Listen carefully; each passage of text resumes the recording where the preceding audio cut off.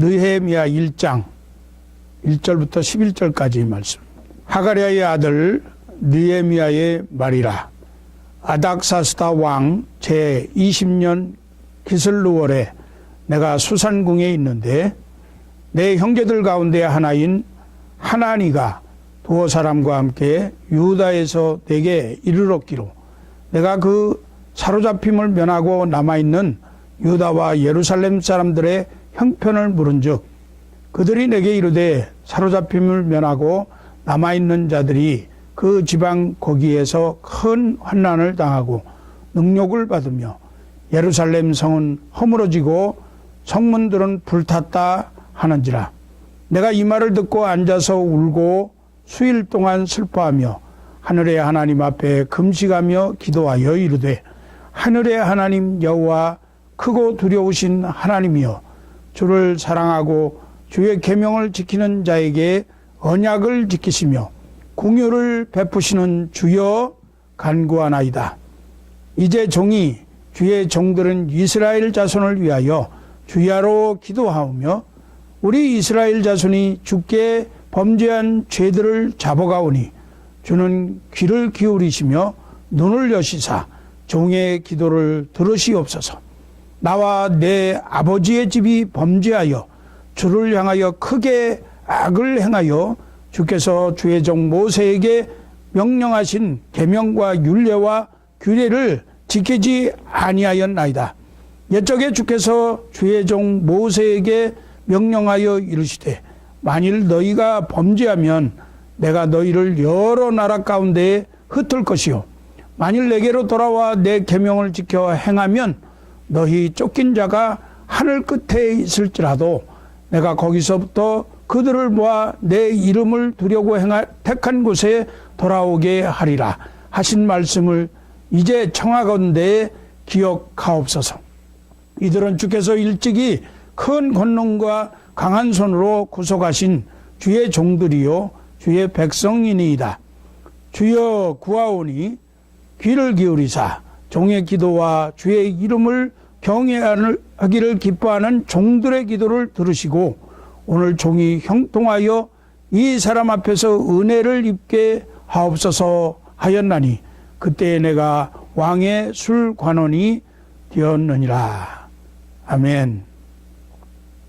우리가 살고 있는 이 미국에서 지난 5월 28일 메모리얼 데이로 지키면서 워싱턴 DC를 비롯한 여러 도시에서 세계 평화를 위해서 희생하신 전몰 장병들을 기억하고 추념하고 감사하는 퍼레이드를 하는 등 각종 기념 행사들이 진행되었고 한국에서는 오는 6월 6일 현충일로 정하고 우리나라의 국권을 회복하고 민족의 안녕을 위해서 고귀한 목숨을 바치신 순국 선열들의 희생을 추념하면서 6.25 동족상전의 아픔 속에 묻혀있는 국군 장병들의 충절을 기억하여서 나라와 결의사랑의 숭고한 애국, 애민, 애향심을 고취시키고 국가안보의식, 민족의 자주자립, 자긍심을 고양하는 기회로 삼고 있습니다. 특별히 오는 6월 12일에는 싱가포르에서 미국의 트럼프 대통령과 북한의 지도자 김정은 국무위원장이 만나서 역사적인 미북 정상회담을 할 예정입니다. 우리 조국 대한민국이 주변 강대국들의 이해관계 속에 동족 상전의 비극으로 분단된 지 약 70여 년 세월이 지났는데 모처럼 남북 정상 간에 합의된 판문점 선언을 근간으로 미북 정상회담을 통한 북한의 완전한 핵포기와 경제 압박 해제, 인권 탄압 중지, 체제 보장, 종전선언 같은 산재한 의제들을 협상하는 가운데 평화 무드가 조성되고 세계 이목을 집중시키면서 7천만 민족의 염원인 항구적 평화 통일의 기대를 한층 불러일으키고 있습니다. 이러한 뜻깊은 호국 현충의 6월달을 맞이해서 우리 그리스도인들의 나라와 백성을 향한 기도가 절실한 시점이라는 것 생각 때문에 오늘 본문 말씀을 중심으로 해서 애국 애민하는 인생이라는 주제로 하나님의 말씀을 상고하고 은혜를 사모하고자 합니다. 하나님은 우리 인생들이 세상을 살아가는 동안에 소중하게 간직하고 속해야 할 가정, 교회, 나라라고 하는 세 가지 제도를 만들어 주셨습니다. 따라서 그리스도인들은 가정을 사랑하는 것 같이 교회를 사랑하고 교회를 사랑하는 것 같이 나라를 사랑하는 인생들이 되어야 합니다. 간혹 그리스도인들은 애국심이 없다고 하는 비판을 받게 되는데 참된 기독교가 있는 곳에는 반드시 애국자가 있었으며 진정으로 나라를 사랑하는 사람들은 대부분 참된 그리스도인들이었음을 우리가 역사를 통해 알 수가 있습니다. 모세를 비롯해서 사무엘, 다윗, 기드온, 에스더, 오늘 본문의 느헤미야, 예레미야, 사도 바울 등 위대한 신앙의 선배들은 모두 애국자들이었습니다.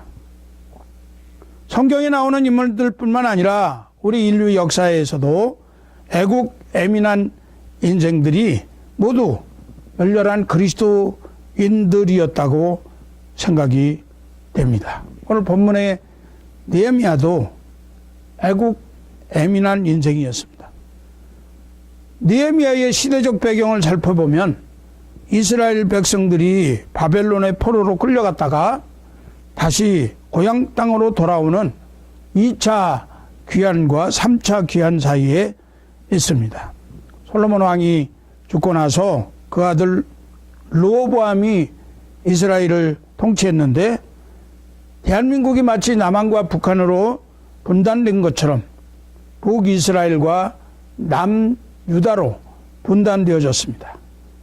이스라엘 백성은 원래는 바벨론의 포로로 잡혀가고 식민지배를 받게 되었는데 그 이후에 페사, 말하자면 페르시아라고 하는 더 강성한 나라가 생겨나게 되면서 자연스럽게 페르시아의 지배를 받게 됩니다. 바벨론의 속국이 되어서 포로로 잡혀갔던 이스라엘 백성들은 약 70년간의 식민 생활 끝에 드디어 페르시아의 고레스 왕 때에 처음으로 고향 땅으로 귀환하게 됩니다. 1차로는 BC 536년에 스룹바벨과 대제사장 여호수아를 중심으로 약 5만 명이 고향으로 돌아왔고 BC 456년 에스라를 중심으로 해서 2차 귀환이 이루어졌습니다. 그런데 에스라가 백성들과 함께 고향 땅으로 돌아와서 보니까 이스라엘 백성들이 우상을 숭배하고 이방 민족들과 혼인하고 수많은 부정과 부패들이 사회에 난무하고 있었습니다. 이스라엘 백성들에게 이러한 이유는 다름이 아니라 포로로 잡혀가기 전에 회파되었던 예루살렘 성벽을 재건하지 못했기 때문이었습니다. 예루살렘 성벽을 재건하지 못했다는 것은 이스라엘 백성들에게 두 가지 의미가 있다고 말할 수 있습니다.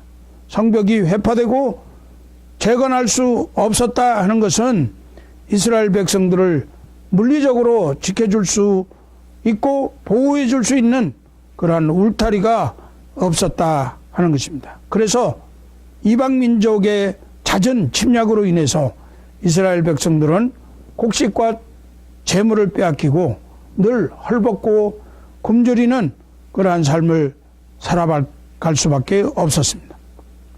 또 성벽이 회파되었는데 재건할 수 없었다 하는 것은 이스라엘 백성들을 영적으로 신앙적으로 보호해주고 지켜줄 울타리가 없었다 하는 것을 의미합니다. 그래서 이방의 문화, 우상들, 음란과 사치, 타락한 문화들이 이스라엘 안으로 여과 없이 들어오게 되면서 백성들은 하나님을 떠나서 점점 이방 문화에 젖어들게 되었습니다.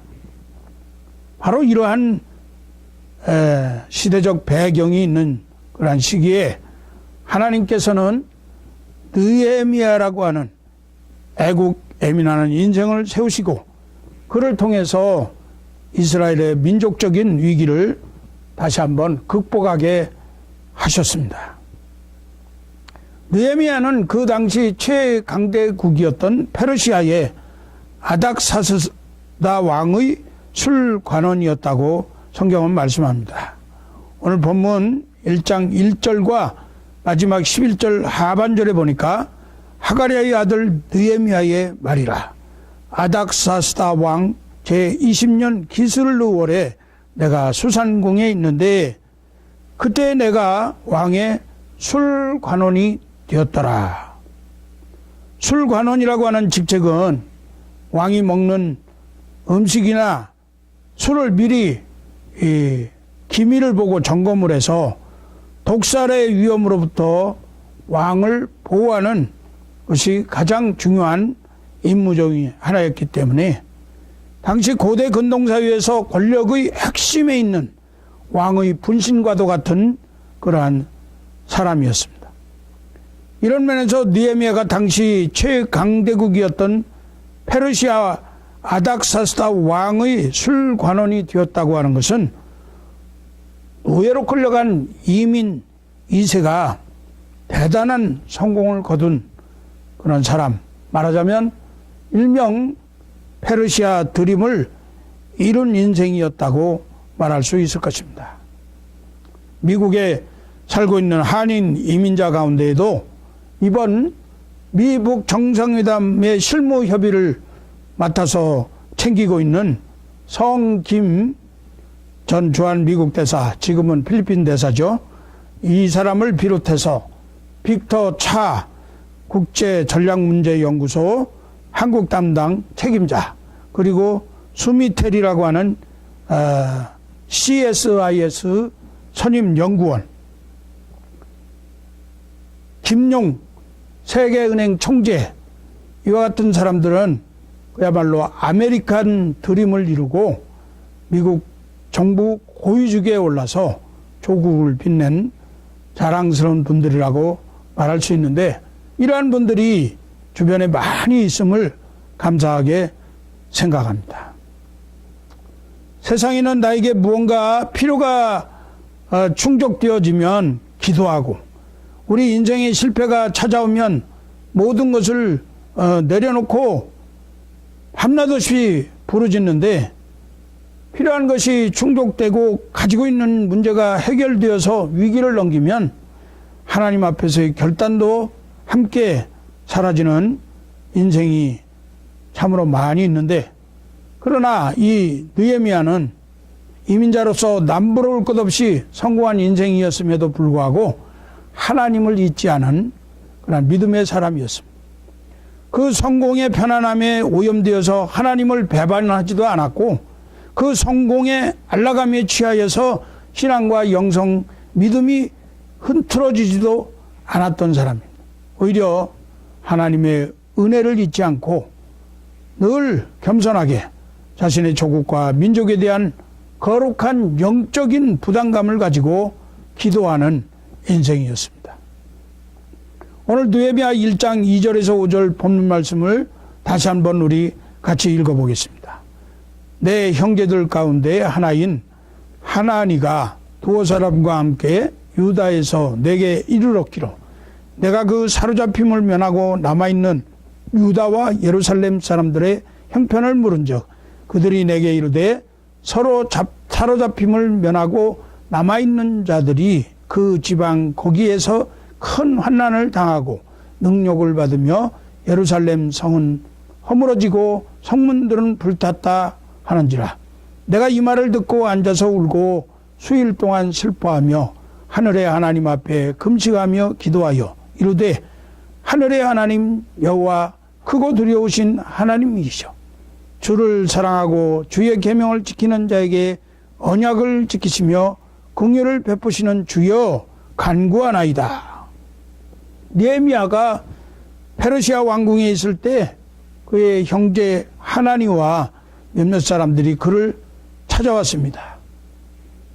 그들을 만나자마자 느헤미야가 유다와 예루살렘에 있는 자신의 동족들의 안부를 물었는데 하나니의 대답은 매우나 절망적인 것이었습니다. 하나니의 대답은 예루살렘을 아름답게 재건하기는커녕 예루살렘 성은 다 회파되었고 성문들은 다 불타버렸고 이스라엘 백성들은 환난을 당하고 능욕을 받고 있다는 것입니다. 사실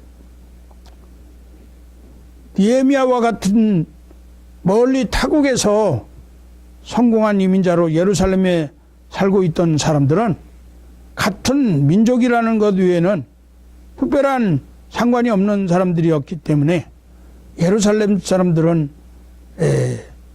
같은 민족이지만 성읍이 회파되고 성벽이 다 무너져 버렸다, 이스라엘 백성이 능욕을 당하고 있다, 이런 것들이 다 안타까운 일이긴 했지만 자신과 직접 관계가 없다고 생각할 수 있었을 것입니다.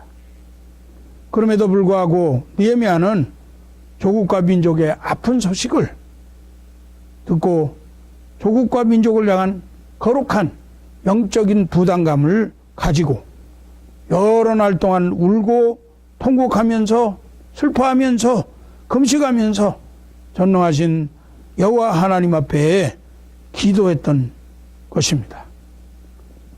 사랑하는 성도 여러분, 기억하십시오. 하나님께서는 조국과 민족을 향해서 영적인 부담감을 가진 사람, 이 시대를 향해서, 이 민족을 향해서, 이 세상을 향해서 거룩한 영적인 부담감을 가지고 있는 인생을 통해서 하나님의 구원의 역사를 이루어 가실 것입니다.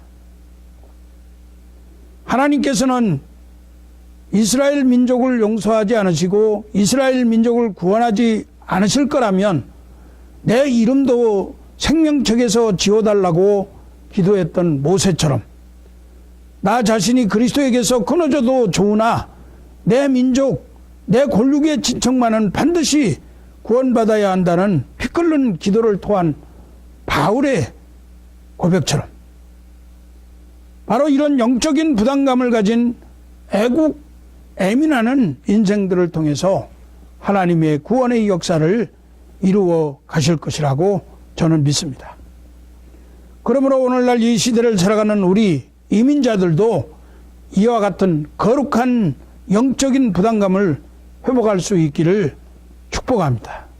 모세와 같이, 바울과 같이, 느헤미야와 같이 피 끓는 심장이 다시 한번 우리 한인 이민자들의 심령 가운데 회복되어져서 하나님께서는 바로 우리 한민족 디아스포라를 통해서 이 시대를 향하신 하나님의 거룩한 구원의 역사를 이루어 가시기를 소원합니다. 자신의 권력을 사용해서 나라와 민족의 문제를 해결하지 않고 자신의 지혜와 실력과 인맥과 재물을 동원하지 않고 가장 먼저 하나님 앞에 겸손하게 무릎 꿇고 기도했다고 하는 것은 자기 나라와 민족의 흥망성쇠, 장래의 주권이 다름이 아니라 하나님의 손에 달려있다고 하는 신앙 고백인 것입니다.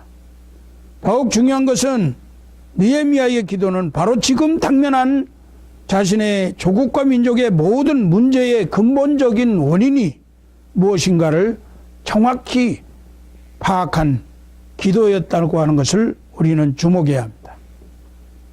오늘 본문 1장 6절에서 7절 말씀에 이제 종이 주의 종들은 이스라엘 자손을 위하여 주야로 기도하오며 우리 이스라엘 자손이 주께 범죄한 죄들을 잡아가오니 주는 귀를 기울이시며 눈을 여시사 종의 기도를 들으시옵소서. 나와 내 아버지의 집이 범죄하여 주를 향하여 크게 악을 행하여 주께서 주의 종 모세에게 명령하신 계명과 율례와 규례를 지키지 아니하였나이다. 이스라엘 백성들은 헐벗고 굶주린 상황이었습니다. 그런데 경제적인 이러한 위기가 문제가 아니라 바로 이스라엘 민족이 하나님을 떠났다고 하는 사실. 하나님 앞에서 자신들의 세대와 선조들의 세대에 범죄하여 크게 악을 행하고 하나님의 말씀을 준행하지 않았다고 하는 것을 분명하게 그리고 정확하게 느헤미야는 직시하고 있었던 것입니다.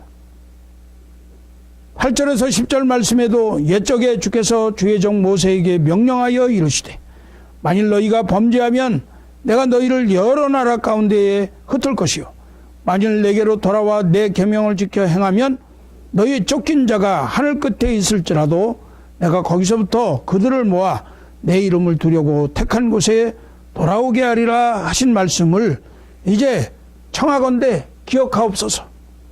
이들은 주께서 일찍이 큰 권능과 강한 손으로 구속하신 주의 종들이요 주의 백성이니이다 라고 말씀합니다.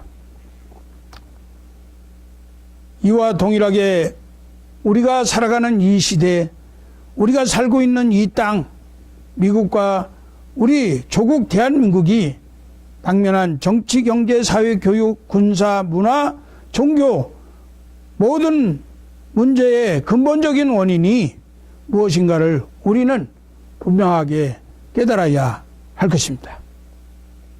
끊임없이 갈등하고 반목하는 정치적인 문제의 근본적인 원인이 무엇일까요? 끝없는 성공주의와 물량주의에 빠져버린 이 시대의 경제적인 파탄, 교권주의에 사로잡힌 종교적 갈등과 도덕과 윤리의 위기, 가정 파탄의 근본적인 원인이 무엇 때문일까요? 국가 안보 위기의 원인이 어디에 있겠습니까?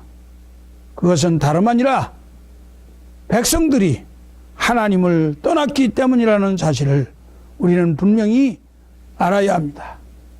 이 시대에 당면한 모든 문제는 백성들이 하나님의 말씀을 잃어버리고 성도들이 눈물의 기도를 잃어버린 때문이라고 저는 믿습니다. 모든 그리스도인들은 하나님의 말씀을 회복하고 눈물의 기도를 회복해야 합니다. 미국 정상회담을 하는 것은 말할 수 없이 좋은 정치적인 행보요 평화적 제스처이지만 트럼프 대통령이나 김정은 위원장이 모든 문제의 해결사가 될 수 없음을 우리는 분명히 압니다. 우리 시대의 지도자들이 풀어야 할 정치, 경제, 사회, 군사, 교육, 문화, 종교의 모든 당면한 문제는 역사를 주관하시고 나라의 지도자들의 지혜와 생명을 붙들고 계시는 하나님의 섭리요, 하나님의 뜻 가운데 진행된다고 하는 믿음으로 절대 권력자이신 하나님 아버지께 결제를 받을 수 있도록 간절히 눈물로 통에 잡아가며 기도해야 할 것입니다. 그렇게 되어야만 하나님께서 우리를 통해서 미국과 우리 조국을 향한 하나님의 놀라운 구원의 계획을 이루시고 다시 한번 미국과 한국을 세계 선교를 위한 아름다운 도구로 사용하게 될 줄로 믿습니다.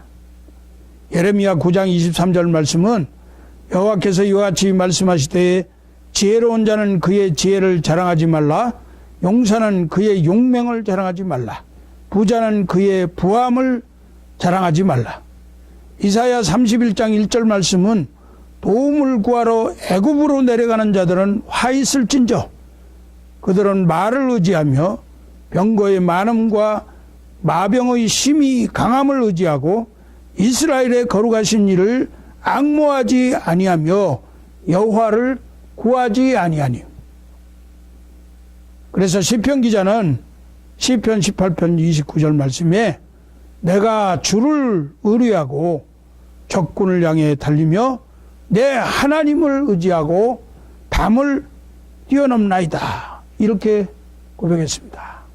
하나님을 의지하고 하나님을 의뢰할 때에 우리에게 적들을 다 물리칠 수 있는 강한 능력을 부어주시고, 그리고 우리에게 당면한 여러 가지 산적한 문제들을 해결하고 뛰어넘는 그러한 은혜를 베풀어 주실 것입니다. 우리 이민자들의 마음은 느헤미야처럼 항상 조국의 소식에 촉각을 곤두세우고 있습니다. 머나먼 말리타양 이국에 와서 사는 이민자들이 나라와 민족에 대한 그 관심은 단순한 호기심이 아닐 것입니다. 시인 브라우닝이라고 하는 사람은 이렇게 말했어요. 내 마음을 열어보면 마음 깊이 새겨진 한 이름이 있는데 그 이름은 조국이라. 우리 그리스도인 디아스포라 가슴속에 조국이 들어있습니다. 우리 마음속에 나라와 민족을 사랑하는 뜨거운 마음이 들어있습니다. 독재 정권에 대항해서 자유와 개혁을 부르짖고 시위하고 데모하고 파업한 자들이 민주발전에 큰 기여를 한 바 있기는 하지만 그것만으로 나라가 민주화되고 경제가 발전한 것은 아닐 것입니다. 세상이 어떻게 변하든지 정치가 어떻게 바뀌든지 모든 고통과 어려움을 인내하면서 자기 자리를 지키고 자기 일을 묵묵히 해온 희생적 민초들이 있었기 때문에 나라는 발전하고 국민은 태평을 누리는 것입니다. 애국은 정치가나 우국 지사들, 장군에게만 있는 것이 아니라 꽁꽁 얼어붙은 영하의 추운 겨울 날씨 속에 졸리는 두 눈 부릅뜨고 전방 초소에서 경계 근무를 담당하는 무명의 용사, 초병, 우리 조국의 젊은이들에게도 애국심은 있습니다. 워싱턴 DC 알링턴 국립묘지에 가면 무명 용사탑이 있어요. 제가 한번 가봤는데 세계 제1차, 2차 대전 그리고 한국전쟁에서 전사한 무명의 미군들의 사체 조각과 그들의 인식표인 군번들이 그 안에 들어 있습니다. 30분마다 해병대 의장대가 아주 질서정연하게 사열을 하고 교대식을 통해서 호국 선열들의 혼을 위로하는 세라모니를 하면서 24시간 묘비 옆에서 총을 들고 감시하고 관리를 하고 있습니다. 그 알링턴 국립묘지에는 존 F 케네디의 묘소도 있고 또 다른 사성장군, 삼성장군 아주 유명한 그 장군들의 묘도 있지만 평상시에 그 의장대가 그곳에 가서 사열을 하지 않습니다. 제가 보기에는 존 F 케네디 대통령 그 묘소 앞에 지키고 있는 한 관리인이 그 앞에서 경건하게 서 있는 것이 아니라 태연하게 담배를 피고 있는 것을 보았습니다. 이처럼 존중하는 그런 마음이 없는 것 같아요. 그러나 이 무명용사 탑은 거기서 의장대가 아주 존중하는 그런 예식을 30분마다 행하고 있습니다. 50톤에 달하는 이 무명용사탑 대리석 묘비 앞에 기념 글귀가 새겨져 있는데요. 이렇게 써 있습니다. Here rested in honor the glory an American soldier known but to God. 한 이름 없는 명예로운 미국 병사가 여기 잠들어 있다. 그러나 하나님은 아신다. 하나님이 아시는 한 이름 없는 미국 병사가, 명예로운 병사가 여기 잠들어 있다. 그런 뜻이죠.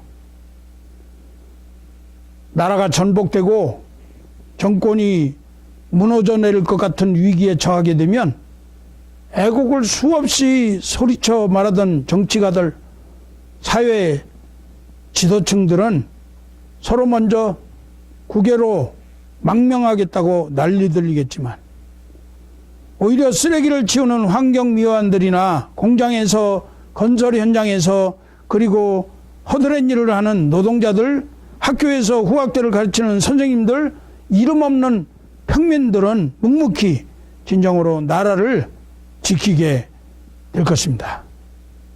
참으로 안타까운 것은 우리 주변을 돌아보면 나라 꼴이 말이 아니라고 대통령을 폄하하고 지도자들을 비난하고 온갖 비방을 하는 사람들이 많이 있다는 것입니다. 너도 나도 나라에 대한 걱정을 한답시고 현실을 원망하고 비난하는 소리로 사회가 혼란하고 지역감정과 갈등이 더욱 일어나고 있습니다. 민족의 지도자 김구 선생님은 이런 말씀을 했어요. 할 일을 찾는 백성은 흥하고 원망할 것을 찾는 백성은 망한다. 어느 때든지 우리 그리스도인들은 원망과 불평의 말보다 묵묵히 나라를 위해서 눈물과 금식으로 기도하고 백성들을 위해 헌신하는 애국 애민하는 인생들이 되시기를 부탁합니다. 역사를 바꾼 위대한 사람들 중에는 한결같이 공통점이 있습니다. 그들은 바로 기도의 사람들이었다고 하는 것입니다.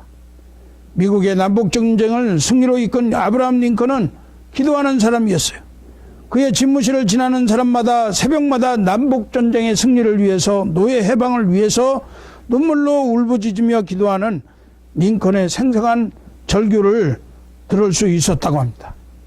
제2차 세계대전을 승리로 이끌어서 세계에 평화를 선물한 영국의 수상 윈스턴 처칠도 역시 기도의 사람이었습니다. 독일군의 공습으로 영국이 위기에 처했을 때 그는 2번이나 전국적인 기도의 날을 선포했습니다. 방송을 통해서 전 국민에게 나라를 위해서 기도해 줄 것을 호소했습니다. 영국군은 독일군 앞에 허물어질 수밖에 없는 그러한 상황 속에서 온 영국 백성이 하나님을 위하여 부르짖었고, 그때 하나님은 전쟁의 상황 그 흐름을 바꾸어 놓았습니다. 당시 영국군 공군 전투사령관이었던 다우딩 경은 정말 하나님의 특별한 개입으로 의당이 있어야 할 역사의 흐름을 바꾸어 놓은 엄청난 사건이었다고 회고하고 있습니다. 모세 또한 기도의 사람이었습니다. 그는 출애굽의 지도자로서 이스라엘 백성들을 이끌고 가나안으로 가는 도중에 하나님 앞에 수없이 무릎 꿇고 기도해야만 했습니다. 본문에 등장하는 느헤미야 역시 역사를 바꾼 기도의 사람이었습니다. 그가 하나님 앞에 먼저 기도했을 때 느헤미야가 기도를 시작한 지 4개월 만에 왕의 허락을 받고 예루살렘의 총독이 되어서 가게 됩니다. 왕은 모든 편의를 제공해 주었습니다. 필요한 물자도 주었고 통행증도 주었고 예루살렘의 총독으로 그를 임명해 주었습니다. 그는 흩어진 백성들을 모아서 예루살렘 성을 재건하기 시작했는데 52일 만에 재건 사업을 끝냈습니다. 거기에는 이민족의 많은 방해와 조롱과 생명의 위협이 있었지만 그는 모든 것을 다 극복하고 성 쌓는 일을 마치고 하나님 앞에 영광을 돌리게 됩니다. 할렐루야. 우리 그리스도인들은 느헤미야가 그랬던 것처럼 조국이 위기 앞에 서 있을 때마다, 민족이 커다란 장벽에 가로막혀 있을 때마다 정치적 논쟁이나 지도자를 원망할 것이 아니라 하나님 앞에 나가서 겸손하게 기도하는 애국 애민하는 인생이 되어야 할 것입니다. 이제 말씀을 맺겠습니다. 나라와 민족을 위해서 목숨을 바친 고귀한 분들을 생각하는 현충의 달 6월입니다. 누군가가 희생하고 고귀한 목숨을 내어놓았기 때문에 오늘 우리들이 이처럼 풍요롭게 또 평안하게 잘 살아가고 있다고 생각합니다. 우리들도 누군가가 더 행복하고 멋지게 살아갈 수 있도록 아름다운 땀과 피로 이웃을 위해 나라와 민족을 위해 작은 것 하나라도 희생할 줄 아는 조금은 가슴이 따뜻한 인생들이 되어야 할 것입니다. 이 시대에 가장 하기 어려운 말씀 중에 하나가 바로 희생하라고 하는 것입니다. 그만큼 우리들은 자기중심적이고 이기적으로 변해버렸기 때문입니다. 하지만 우리 주님께서 가르쳐 주시는 신앙의 원리는 초지일관 한결같습니다. 그것은 바로 하나의 미랄이 땅에 떨어져 죽어야 하는 희생을 가르치는 것입니다. 섬김을 가르치는 것입니다. 호랑이는 죽어서 가죽을 남기고 사람은 죽어서 이름을 남긴다는 말이 있는데, 사람의 삶이 헛되지 아니하면 그 이름이 역사에 길이 남게 될 것입니다. 하나님 아버지께 오늘 우리가 예배자로 헌신하는 우리 성도들은 나라와 민족을 위해서 이처럼 헌신하고 희생할 줄 아는 애국 애민하는 인생들이 되어서 하나님의 신실한 은혜와 풍성하신 축복을 받아 누릴 수 있기를 주님의 이름으로 간절히 축원합니다.